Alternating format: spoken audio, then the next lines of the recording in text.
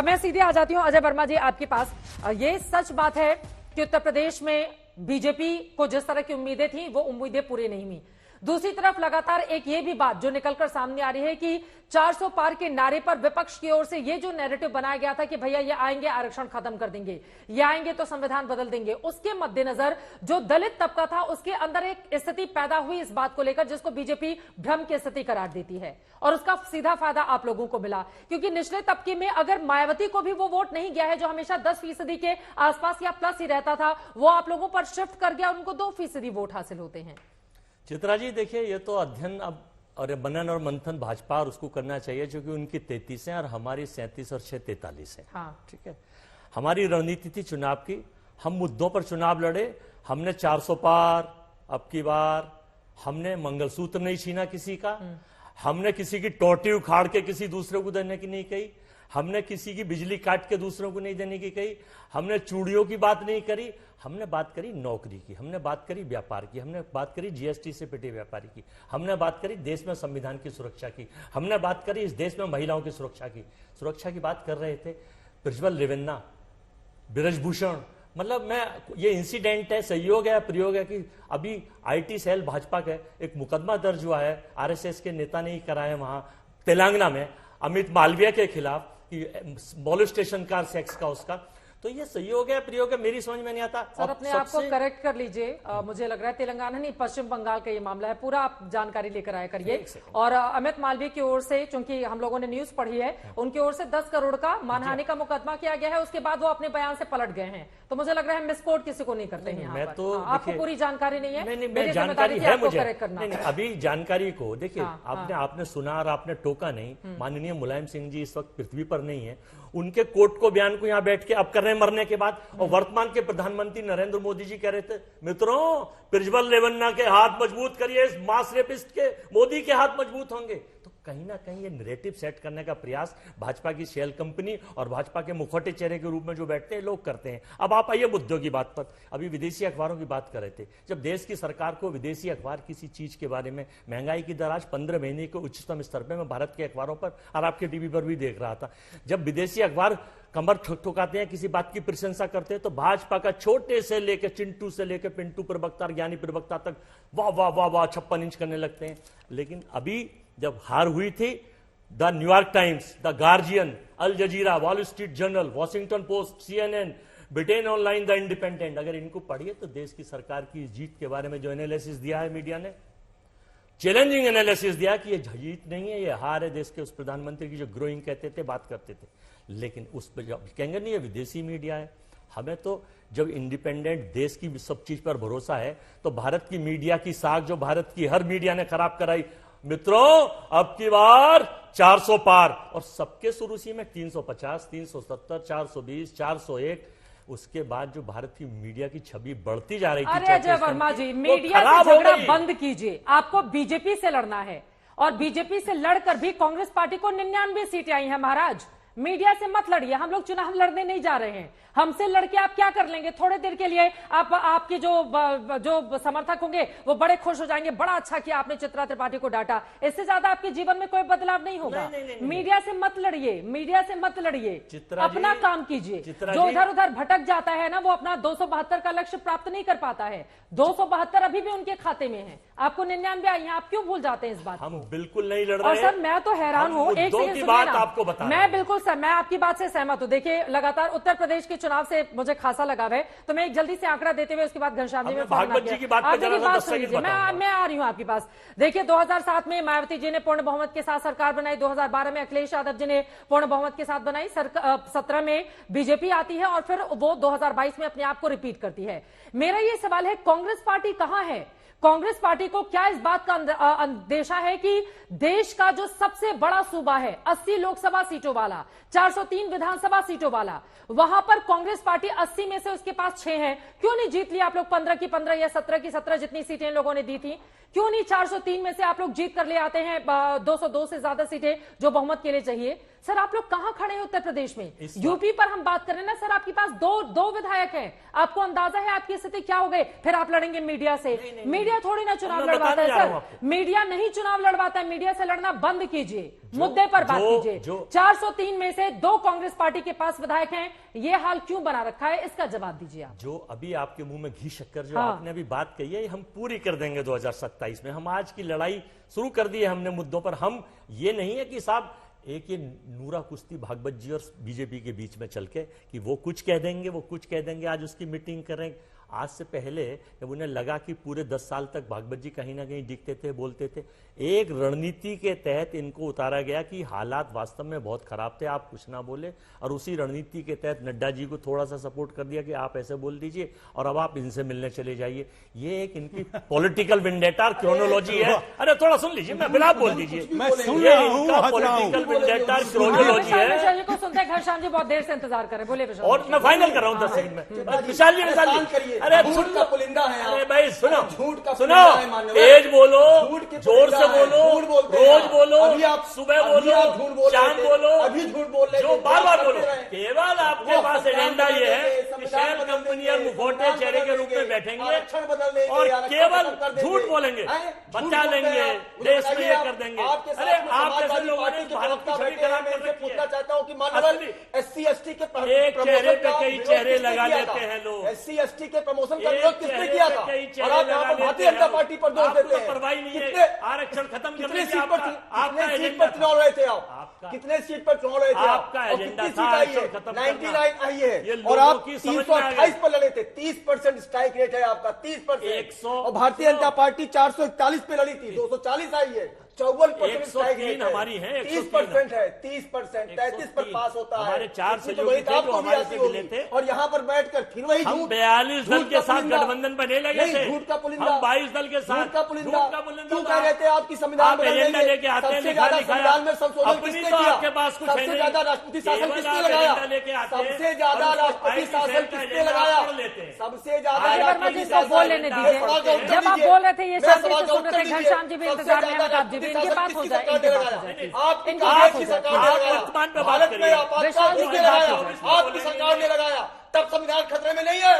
जब आपके नेता ऑर्डिनेंस फाड़ देते, जब आपके नेता ऑर्डिनेंस फाड़ देते, जब आपके नेता ऑर्डिनेंस फाड़ देते, तब संविधान खतरे में नहीं आता। और आप यहाँ झूठ का 4N की सरकार है, फिर आप झूठ करने की खरीदना चाहते हैं। पहले 1N की सरकार थी, तो हमें उम्मीद थी किसकी मैनिफेस्टो में कहा गया था? अरे दोनों लोग साथ में बोले, ये तरीका ठीक नहीं है, ये तरीका ठीक नहीं है, ये तरीका ठीक नहीं है। एक एक करके, एक एक बोलना, झूठे चबैना, केवल झूठ बोलो, केवल एजेंडा चलाइए, एजेंडा चलाइए, एजेंडा चलाइए। 100% नीचे तक झूठ बोलते हैं। तथ्यों पर बात करिए, ऊपर से तथ्यों पर बात करिए। तथ्य नहीं है, बात करिए 2014 से पहले तो भारत आजाद ही नहीं था। अरे महात्मा गांधी की आजादी में योगदान नहीं है। आपका ये एजेंडा हो गई, आप दोनों लोगों की बात हो गई। प्लीज अजय वर्मा जी, उनकी बात खत्म हो जाने दीजिए। ये तरीका ठीक नहीं है, ये तरीका ठीक नहीं है, ये तरीका ठीक नहीं है, ये तरीका ठीक नहीं है, ये तरीका ठीक नहीं है भैया। प्लीज आप लोगों से गुजारिश है सर, आप लोग एक सेकंड सर, स्टूडियो में बैठे हुए प्लीज, मैं यहाँ पर ऑडियो भी डाउन नहीं करवा सकती क्योंकि मेरे ऑडियो से फिर आप प्लीज आप लोगों से गुजारिश है, सब लोग अपने अपने फील्ड के माहिर हैं, प्लीज थोड़ा सा हम डिबेट की मर्यादा का ख्याल रखें। घनश्याम तिवारी जी, अब आपके पास आते हुए, ये बात सही है कि लोकसभा चुनाव में समाजवादी पार्टी का शानदार प्रदर्शन हुआ, इससे कोई इनकार नहीं कर सकता, लेकिन दूसरी तरफ एक पक्ष ये भी है कि 400 पार आएंगे तो आरक्षण खत्म कर देंगे। ये वाला नैरेटिव ज्यादा काम कर गया, इस तरह की स्थिति मानी जा रही है अभी तक, और जिसको लेकर बीजेपी का बड़ा प्लान है आगामी दिनों में कि विपक्ष ने जो भ्रम फैलाने का काम किया है उसको हम तोड़ेंगे।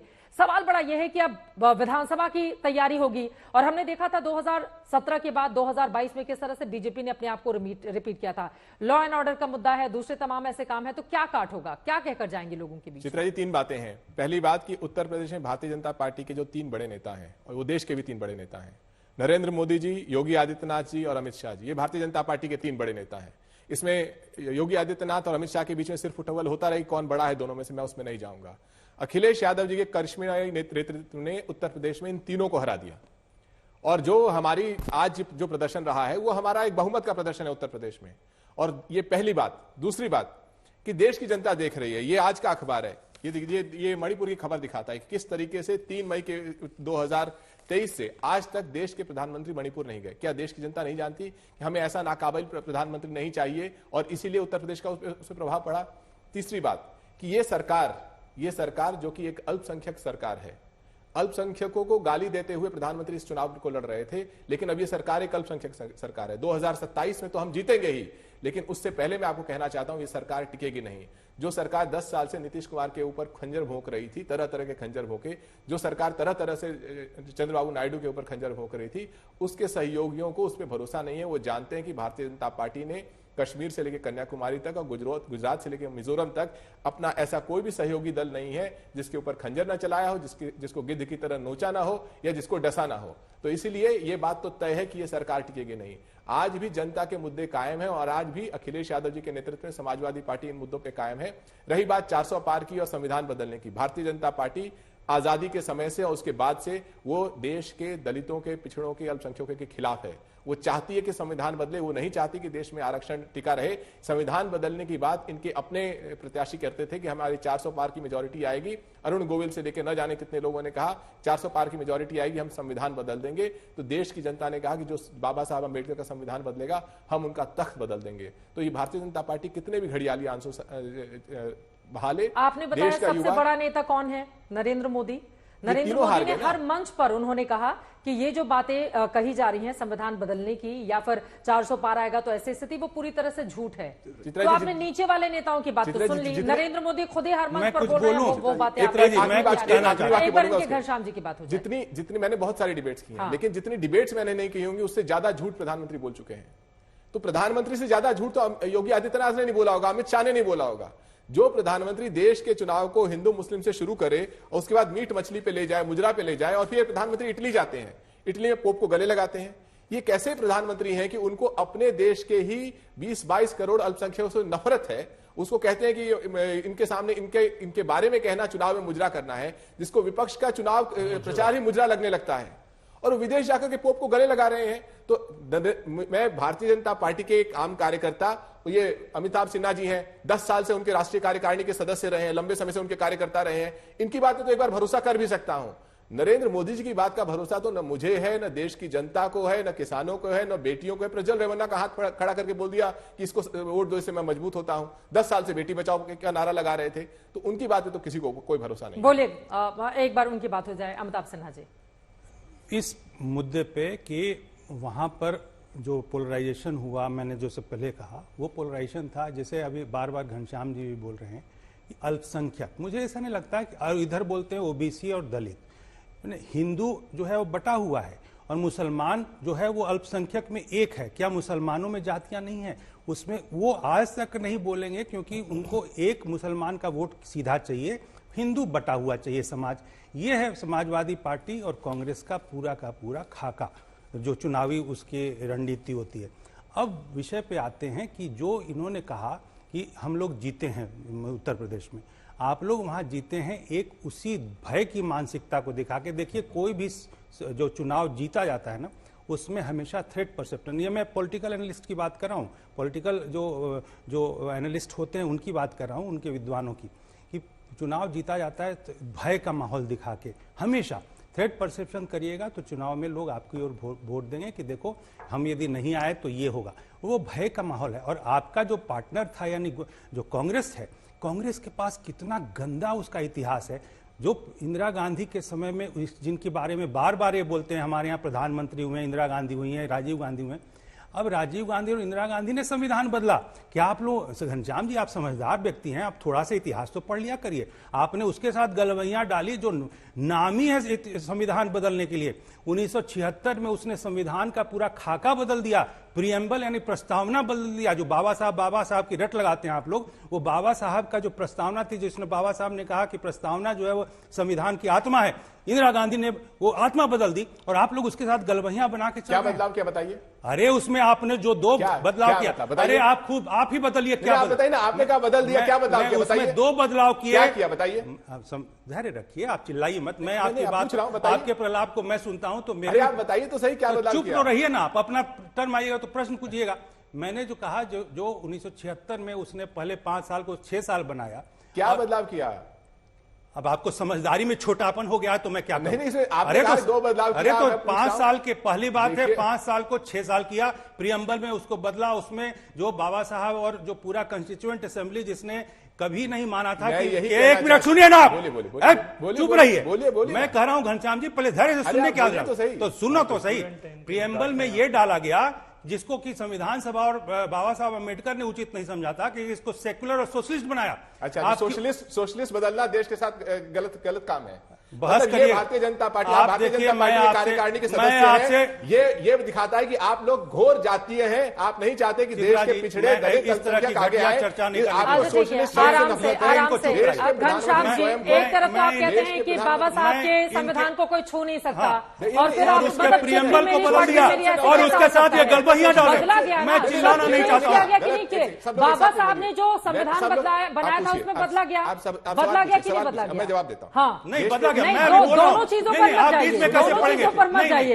एक तो ये कि बाबा साहब ने जो संविधान बनाया उसको बिल्कुल बदला नहीं जा सकता। मेरे समय में डाका नहीं डाल सकते। नहीं, घनश्याम तिवारी आप चुप रहिए, जल्दी से अपनी बात पूरी करिए, फिर घनश्याम जी ये इनकी आदत है, जहां पर नहीं बोलेंगे, जल्दी से अपनी बात पूरी देखिए। तो संविधान बदल के तानाशाही लगाया, इमरजेंसी लगाई देश में और सबों को जेल में डाला, सभी नेताओं को, और उसके साथ ये आप मिलके भाईचारा निभा रहे हैं और उसके बाद आप बोल रहे हैं संविधान बदलोगे? क्या ये शर्मनाक घटना है आपकी? प्रस्तावना तो बदला गया था ना घनश्याम। और इमरजेंसी किसने लगाई थी? इसी बात को लेकर आप लोग बीजेपी पर निशाना साधते हैं। इमरजेंसी किसने लगाई थी? ऐसे कैसे इंकार कर सकते हैं? एक बड़ी खबर आ रही है सर, उसके बाद में लौट रही हूँ। कानून व्यवस्था को लेकर, विकास के मामले को लेकर योगी आदित्यनाथ बड़ी बैठक कर रहे हैं। बड़ी जानकारी इस वक्त निकलकर सामने आ रही है। हर प्रोजेक्ट के लिए नोडल अधिकारी की नियुक्ति की जाएगी। सभी परियोजनाओं को समय पर पूरा करने का निर्देश दिया गया है। गोरखपुर में अधिकारियों के साथ योगी आदित्यनाथ मुख्यमंत्री ये बड़ी बैठक कर रहे हैं। कानून व्यवस्था और विकास के मामले को लेकर ये बड़ी बैठक इस वक्त गोरखपुर में चल रही है, जो बड़ी जानकारी निकलकर सामने आ रही है। और कुछ ही देर के बाद मुख्यमंत्री की मुलाकात होगी आरएसएस चीफ मोहन भागवत से भी। जल्दी से अपनी बात पर बोले। शाह बानो केस में सुप्रीम कोर्ट के जजमेंट को फैसला बदला किसने? राहुल गांधी के पिताजी ने, राजीव गांधी ने। और वो संविधान बदलना नहीं था। ये जो मुस्लिम तुष्टिकरण जो है, ये इनके राजनीति के मूल में है। और ये पूरे मुस्लिम को एकजुट करके और हिंदू समाज को बांट के इन्होंने जो इस बार अपना जो चुनावी जीत दर्ज की है, वो आगे आने वाले चुनाव में ध्वस्त होगा, ये मेरा पूरा विश्वास है। बोले जल्दी से घनश्याम जी। देखिए, इन्होंने कहा कि इनको इस बात से नफरत है कि देश के संविधान को बदला गया, उसमें धर्मनिरपेक्ष और सोशलिस्ट समाजवादी शब्द डाला गया। अगर इससे भारतीय जनता पार्टी को नफरत है, भारतीय जनता पार्टी क्यों इसको बाबा साहब अम्बेडकर ने नहीं माना? नहीं, भारतीय जनता पार्टी नहीं, तो मेरी बात का जवाब देना नहीं है। थोड़ा धैर्य आप बीच में मत बोलिए। चित्रा जी हैं, आप चुनाव कार्यक्रम चित्रा जी बोलेंगे। नहीं, लेकिन एक चीज बताइए कि जो कॉन्स्टिट्यूएंट असेंबली ने जो नहीं माना, जो प्रस्तावना जो है उसको बदला, और आप उसको मामूली बात मान रहे हैं। घनश्याम तिवारी जी, प्रस्तावना में बदलाव करने की क्या जरूरत है? मैं इन्हीं की बात कह रहा हूं। अगर बाबा साहब को ठीक लगता उन्होंने जो किया वो किया, उसको एज इट इज स्वीकार करना चाहिए। की बात कर रहा हूं। तो फिर अगर मौजूदा सरकार को कुछ ठीक लगे वो बदलाव करे तो फिर आपका सवाल इनके सवाल से जुड़ता हुआ है। भारतीय जनता पार्टी के राष्ट्रीय कार्यकारिणी के लंबे समय के सदस्य कह रहे हैं कि इनको धर्मनिरपेक्ष शब्द और सोशलिस्ट शब्द से नफरत है, और इसीलिए देश की जनता को इनसे नफरत है, क्योंकि ये लोग 10 साल से देश में हिंदू मुस्लिम बहस करा करके घर घर को लड़ाना चाहते हैं। ये देश की सामाजिक ताना बाने को तोड़ना चाहते हैं। ये सामंती लोग हैं, ये चाहते हैं कि मुस्लिम और सामंती लोग मजबूत हो, लेकिन देश के जो दलित हैं, पिछड़े हैं, अल्पसंख्यक हैं, जिनके लोहिया जी, अम्बेडकर जी, जिनके सबसे बड़े लीडर्स रहे हैं, उनके खिलाफ ये लोग रहेंगे और आगे भी रहेंगे। अम्बेडकर जी के पंचतीर्थ को किसने विकसित किया? भारतीय जनता पार्टी की सरकार ने किया ना। भारत रत्न किसके कार्यकाल में मिला? कांग्रेस ने तो नहीं दिया था। और तो और ओबीसी कमीशन किसके कार्यकाल में बना? कांग्रेस ने तो नहीं बनाया था। तो चित्रा जी, ये तथ्य हैं, लेकिन ना ये झूठ बोल के एन केन पका रहे, अपनी नैरेटिव सेट करना चाहते हैं। अभी देखिए लाइव डिबेट में झूठ पे झूठ, झूठ पे झूठ। ऐसी आप सोचिए, तभी तो कह रहे थे संविधान बदल देंगे, आरक्षण ले लेंगे, और गारंटी कार्ड जो बांटे थे भैया, बांटे और रहा कहां है? वो जो महिलाएं हमारी बहनें लाइन में लगी हैं यूपी में, झूठ बोला। मैं तो कहता हूं इलेक्शन कमीशन को संज्ञान लेना चाहिए। ये ब्लंडर है चित्रा जी लोकतंत्र के नाम पे कि आप ये गारंटी कार्ड बांट रहे हैं। ठीक है। था। चित्रा जी 2014 के बाद देश में जो सोशल फैब्रिक, सामाजिक समरसता खराब हुई है और वर्ल्ड हैप्पीनेस इंडेक्स में हम 139 पे नंबर पर पहुंच गए, ये देश के लिए शर्मनाक बात है। और ये जो कह रहे हैं कि वो जो लेडीज भेजी है ना, ये भाजपा आईटी सेल का एक प्रोपोगंडा है तैयार करके। सुन लीजिए, 25 करोड़ में से भाई आपके बीच में नहीं बोला था, थोड़ा देश के लोग देख रहे हैं, थोड़ा सुन लीजिए। आप बोल रहे थे तो मैं नहीं बोला ना, पढ़े लिखे आदमी। की बात सुन लीजिए, ठीक है, जल्दी से। 14 करोड़ वोटर हैं उत्तर प्रदेश में, देश का सबसे बड़ा प्रांत है प्रदेश, 80 लोकसभा सीट है। वहां केवल इन्हें 100 ही लोग मिले, 100 ही लोग। अरे जाति में 10,000 महिला, 2,000 महिला भी, हमने तो लाखों बांटे थे, 100 ही भेज दिए। ये इनका सोची समझी रणनीति है, साजिश है, षड्यंत्र है, जैसे इनकी नेचर है, जैसे इनकी चाल है।